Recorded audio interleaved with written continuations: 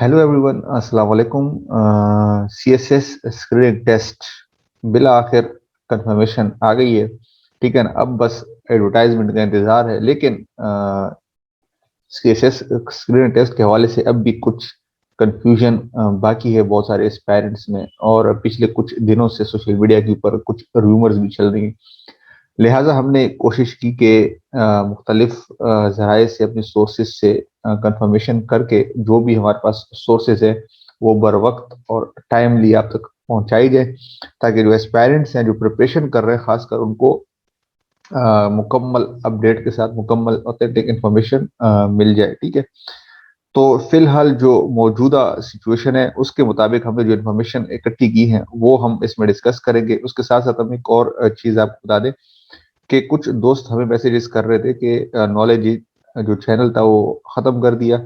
तो उनके लिए ये है कि नहीं, ख़त्म नहीं किया हमने, इसका जस्ट नाम चेंज किया है, दवेज कर दिया हमने। ठीक है, क्योंकि वो नॉलेज इनके नाम से बहुत सारे चैनल्स मौजूद थे, तो हमारे बहुत सारे व्यूअर्स को और जो दोस्त थे उनको मिलने में प्रॉब्लम हो रही थी। वो चैनल सर्चिंग में काफ़ी प्रॉब्लम इश्यूज आ रहे थे, जिसकी वजह से फिर हमने थोड़ा यूनिक नाम रखा, ताकि जो हमारे व्यूअर्स हैं, स्टूडेंट्स हैं और बहुत सारे लोग हैं जो सर्च कर रहे हैं यूट्यूब में, उनको वो इजीली ये चैनल अवेलेबल हो सके। ठीक है, तो इसके बाद आइए देखते हैं कि हम इसमें डिस्कस करते हैं। सबसे पहले आप देखेंगे, सबसे पहले हम आउटलाइन में हम क्या चीज़ डिस्कस करेंगे। इसमें सबसे पहले हम इसमें बताएंगे कि इसमें मेजर जो हमारे रीजंस हैं इसको इम्प्लीमेंट करने का वो क्या है, रीजन बताएंगे। फिर उसके बाद वो जो हमारे सोर्सेज के मुताबिक वो कब होगी, 2022 में होगा या 2023 में होगा। ठीक है, उसको हम बताएंगे। फिर इसके हवाले से हम बताएंगे कि अगर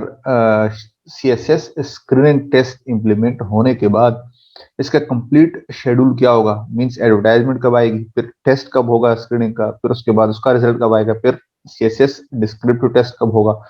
तो वो सब हम इस हेडिंग में बताएंगे। ठीक है, फिर फाइनली उसके बाद हम सिलेबस बताएंगे कि स्क्रीनिंग टेस्ट का जो सिलेबस है वो क्या है, मतलब सीएसएस स्क्रीनिंग टेस्ट का जो सिलेबस है वो कौन कौन से सब्जेक्ट्स पर मुश्तमिल है, और कौन सा सब्जेक्ट कितने मार्क्स का है, उसके अलावा टोटल मार्क्स कितने हैं, उस पासिंग मार्क्स क्या है, वो सब हम इसमें बताएंगे। ठीक है, फाइनली एट द एंड हम ये बताएंगे कि उसके प्रोज एंड कॉन्स क्या हैं, उसके मतलब एडवांटेजेस और डिसएडवांटेजेस क्या हैं, वो सब हम इस हेडिंग में बताएंगे। ठीक है, सो आइए देखते हैं हमारे अपने पहले हेडिंग की तरफ हम जाते हैं। सबसे पहले तो हम ये बताएं कि नंबर ऑफ एस्पायरेंट्स जो थे वो हर साल बढ़ रहे थे।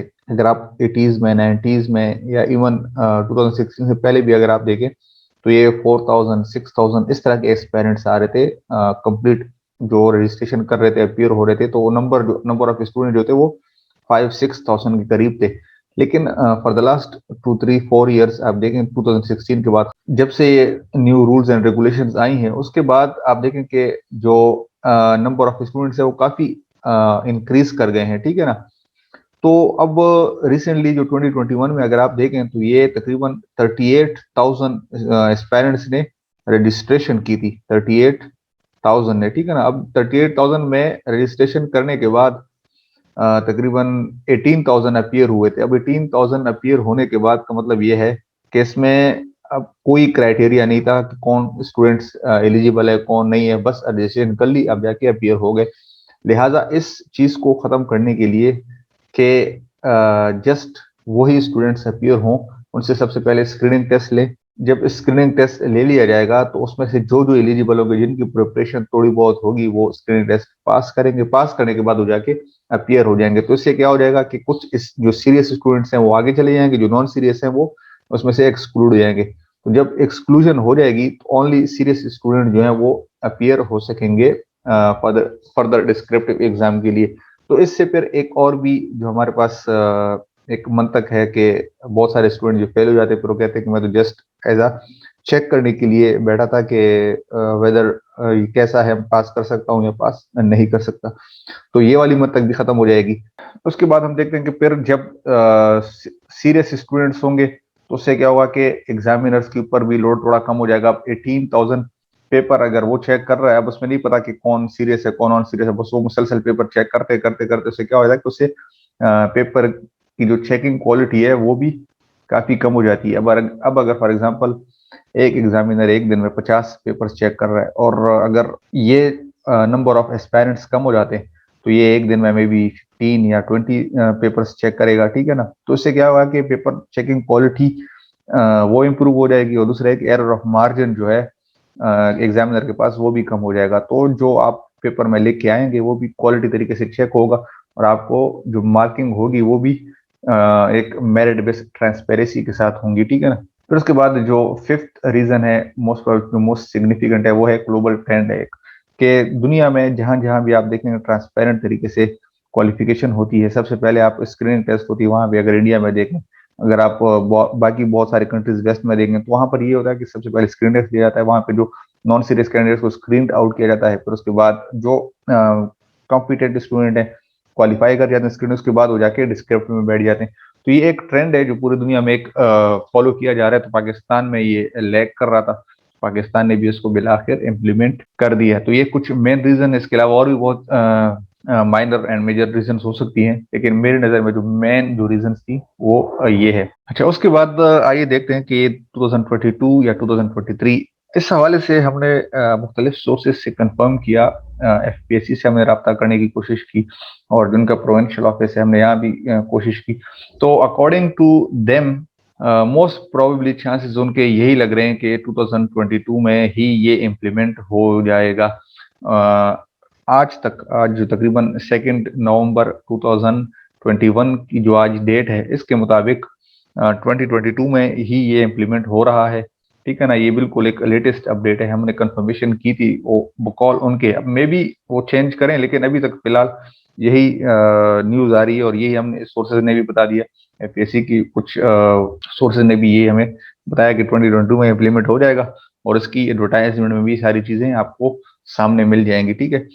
अच्छा, इसके बाद जो एक कंप्लीट शेड्यूल है, अगर सीएसएस स्क्रीनिंग टेस्ट को अगर इम्प्लीमेंट कर रहे हैं तो उसका शेड्यूल क्या होगा। तो इसका सबसे पहले तो ये होगा कि एडवर्टाइजमेंट जो पहले अक्टूबर में आता था वो दिसंबर में आएगा। जब दिसंबर में आएगा तो इसका मतलब है कि जो स्क्रीनिंग टेस्ट की जो डेट है वो फरवरी 2022 में होगी। मतलब ये है कि हर साल दिसंबर में एडवर्टाइजमेंट आएगा, और हर साल फरवरी में जो पहले डिस्क्रिप्टिव टेस्ट होता है सीएसएस का, अब वो 2022 में होंगे। फिर उसके बाद मोस्ट प्रोबेबली मिड फरवरी में होंगे, ठीक है ना। स्क्रीनिंग टेस्ट फरवरी में होगा, उसके टोटल मार्क्स जो है वो 200 है। तो 200 मार्क्स में से 66 जो है वो पासिंग मार्क्स, ठीक है ना, मीन्स 33% पासिंग मार्क्स हैं। So announcement of the result within 1 month, according to them within 1 month में रिजल्ट जो है वो अनाउंस करेंगे, और ये मोस्ट प्रोबेबली मार्च ही होगा, क्योंकि अगर फरवरी में पेपर हो रहे हैं तो इसका मतलब है कि मार्च में ही इसकी रिजल्ट अनाउंस कर देंगे। जब मार्च में रिजल्ट अनाउंस कर देंगे तो उसके विद इन 2 से 3 मंथ्स, विद इन 2 और 3 months means May and June 2022 में ही इसका डिस्क्रिप्टिव टेस्ट पॉसिबल है। जब ये मई और जून में डिस्क्रिप्टिव टेस्ट होगा for those who qualify screening test, it is subjected to the availability of test centres, ठीक है ना। जब भी आपको टेस्ट सेंटर मिलेंगे वो मे बी मई में मिले या जून में मिले, ठीक है ना। टेस्ट सेंटर मिलने के बाद ही वो पेपर्स कंडक्ट करेंगे।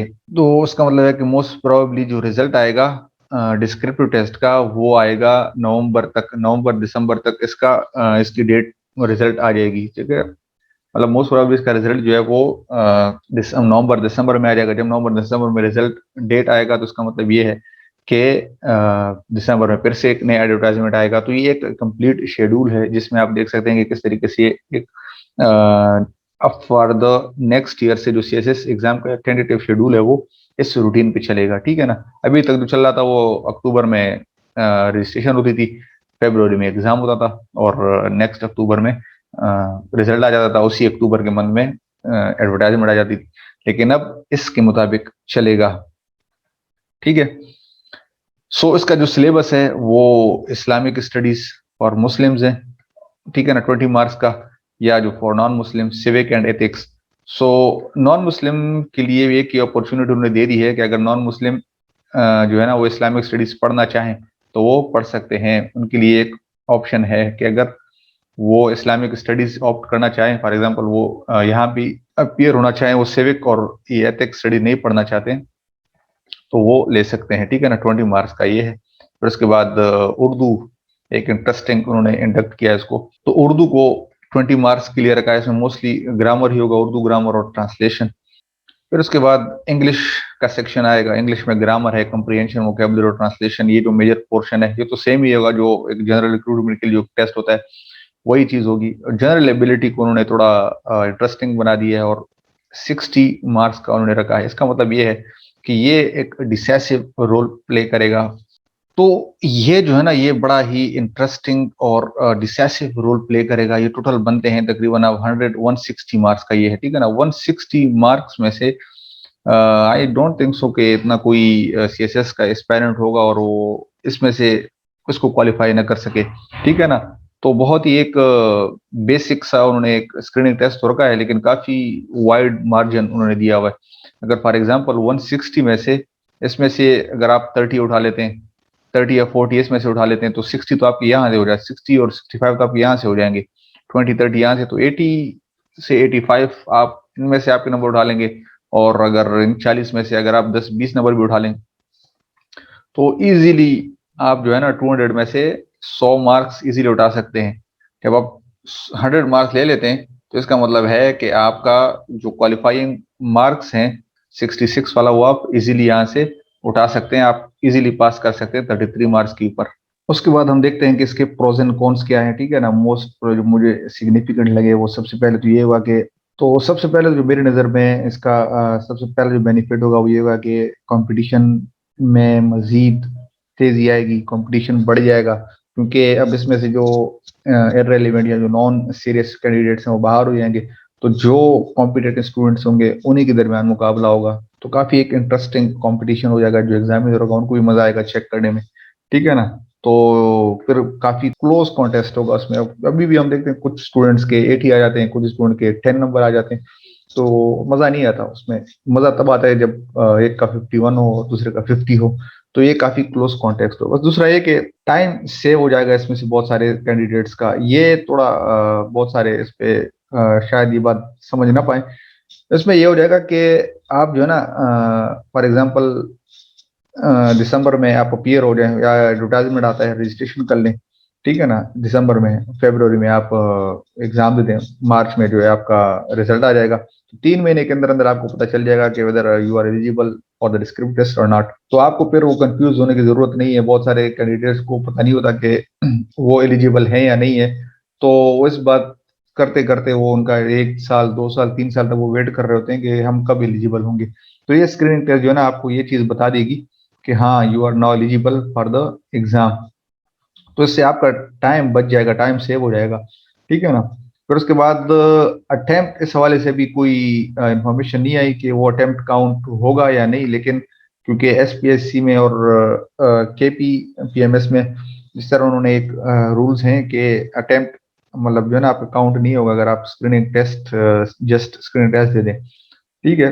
तो इसका मतलब है कि अटेम्प्ट आपका इससे बहुत सारा सेव हो जाएगा। जो बहुत सारे कैंडिडेट्स कहते हैं कि हम जस्ट चेक करने के लिए बैठे हुए थे, देखने के लिए कि हम एलिजिबल हैं या नहीं है, तो स्क्रीनिंग टेस्ट के बाद अब उनके साथ ये सारी बात भी खत्म हो जाएगी। तो वो जो बात है अटेम्प्ट सेव वाली, बहुत सारे स्टूडेंट के पास ये अटेम्प्ट सेव पड़ी रहेगी अगर फॉर एग्जाम्पल वो डिस्क्रिप्टिव टेस्ट नहीं देते, ठीक है ना। फर्दर इससे हवाले से इंफॉर्मेशन तो आना बाकी है, लेकिन जो मोस्ट प्रोबेबली हमारे पास जो इन्फॉर्मेशन आई है वो यही है, ठीक है। फिर उसके बाद जो डिसएडवांटेजेस हैं वो यही है कि अब स्टूडेंट्स को जो है ना ट्वाइस 2 दफा स्टडी करनी पड़ेगी। डिस्क्रिप्टिव की अलग करनी पड़ेगी, फॉर एग्जाम्पल अब जिनका उर्दू नहीं है वो उनको उर्दू ग्रामर भी पढ़ना पड़ेगा, ठीक है।